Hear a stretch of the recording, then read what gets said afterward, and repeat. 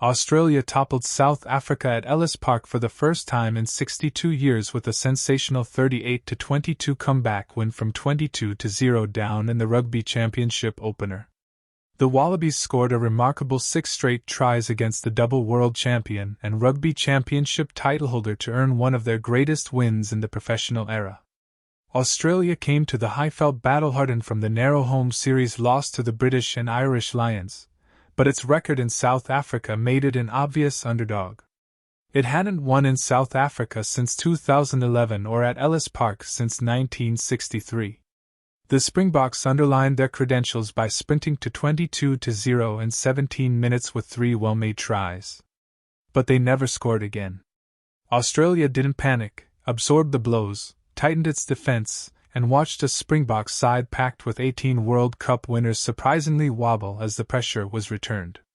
The Wallabies, down 22-5 at halftime, didn't go ahead until the 64th minute through captain Harry Wilson's second try and last act of the match. They added 2 more tries to finish the stronger team at an altitude in which they have traditionally struggled for decades. This was only their second ever win over the Boks at their spiritual home in 92 years. At 22-0 down, there was real courage again from the players. Wallabies coach Joe Schmidt told broadcaster SuperSport. We were forced to take a few risks and there were a few lucky bounces for us, so we are not going to get too carried away. At the same time, I am incredibly proud of the group. I am realistic about getting a little bit of luck, but delighted we came back. 1963 was a long time ago, so the players are delighted. Following the heaviest defeat by the Springboks since Rassie Erasmus took charge in 2018, the coach admitted he was embarrassed to go to the press conference. We were really awful, he said. They beat us in most departments. We didn't scrum them, they beat us in the lineouts, and they bullied us at the breakdown after Kolisi went off and Marco van Staden had to go off for an HI. Tactically, we totally overplayed every time we thought something was on. I don't think they tactically outsmarted us, but they physically dominated us. And the interesting thing is that the longer the game went on, they were supposed to struggle, but it just shows what Joe Schmidt is building there. Second half comeback.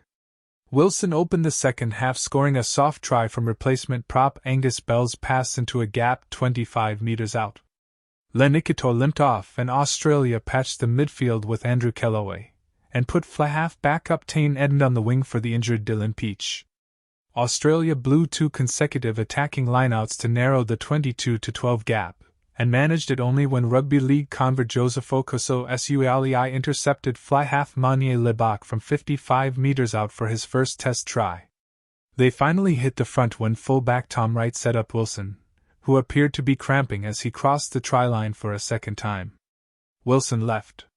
2 minutes later, a giant double miss-out pass by James O'Connor released right-wing Max Jorgensen to score another long-range try. The fourth goal kicked by O'Connor, the fourth-choice fly-half playing his first test in 3 years at age 35, sent Australia 33-22 ahead with 14 minutes left. South Africa and its renowned bomb squad of replacements couldn't break the inspired Wallabies. The coup was completed with 5 to go. Just outside the Australia 22, Jesse Creel's overhead inside pass to Andre Esterhuizen was knocked on straight to right, who cantered to the other end. South Africa start fast. The Springboks feasted on Italy and Georgia last month, but Erasmus gathered them for the Australia game a week earlier than scheduled, a compliment to the Wallabies' resurgent effort against the Lions. The decision paid off early. Wing Kurtley Arendts jogged in for the opening try inside 2 minutes. Lebak converted, added a penalty, then hit the post when he tried to convert a long-range try finished by centre Esterhuizen. 5 minutes later, Captain Kolisi was over. At 22-0 after 17 minutes, the lack of tension prompted the crowd of 51,300 to do a Mexican wave. Ruck penalties against South Africa gave Australia momentum, and Ikator looped around O'Connor to free left-wing Peach for Australia's first points after a half hour. But Peach walked off soon after, clutching his jaw after tackling Kolisi's shoulder. Peach and Wilson are doubts for the second round in Cape Town next Saturday.